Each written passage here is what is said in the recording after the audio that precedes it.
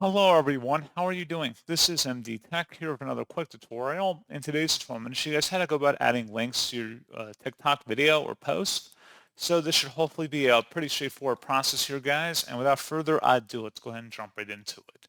Now you have to go ahead into either a draft or a new post. I don't believe you can modify an existing post that's already been posted. But if you already had like a draft, for example, if we open it up, so if you select add link and you click on that, it'll give you some very limited options here, such as if you want to add an event link to your video, live events, books, or if there are subscription options. So if you want to have viewers subscribed, you can add a subscription link basically. So you're pretty limited with links. You can put stuff in the description right here versus right along description. You can copy and paste stuff in here.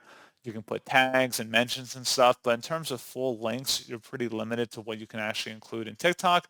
Obviously, it's a security thing. That's why they're only limiting you to certain features, but just something to keep in mind. But pretty straightforward process on that, guys. And as always, thank you for watching this brief tutorial.